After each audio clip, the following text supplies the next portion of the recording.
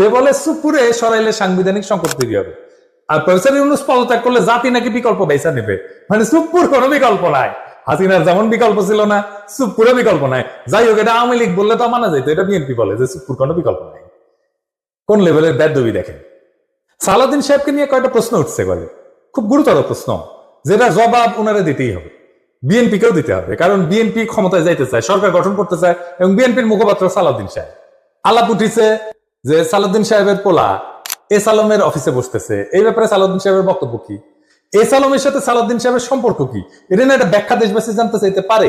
সারা দেশে একটা ধারণা প্রবল, সালাউদ্দিন সাহেব শেখ হাসিনার ক্যাশিয়ার, দুর্বৃত্ত অলিগার্ক এস আলমকে, তার বাণিজ্যিক সাম্রাজ্যকে প্রোটেকশন দিতেছেন।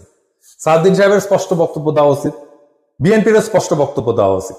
সালাউদ্দিন সাহেব যখন ধরা পড়ছিলেন, গুম হয়েছিলেন যে বাসায়, ওইটা এস আলমের একজন কর্মচারীর বাসা ছিল। অদ্ভুত ব্যাপার না?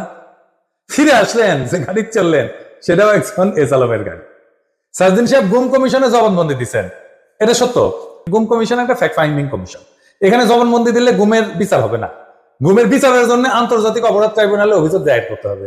সালাউদ্দিন সাহেব আন্তর্জাতিক অপরাধ ট্রাইব্যুনালে কোনো অভিযোগ জমা দেন নাই, আজকা পর্যন্ত জমা দেন নাই। এটা নিয়ে ইলিয়াস বলছিল, ইলিয়াসকে কি গালাগালি সবাই, ইলিয়াস তো ভুল বলে নাই। সালাউদ্দিন সাহেবের গুমের বিচার হোক, উনি ট্রাইব্যুনালে অভিযোগ দায়ের করেন, উনি কেন করেন নাই এখনো পর্যন্ত অভিযোগ দায়ের, এই প্রশ্ন ওনাকে করাই যায়।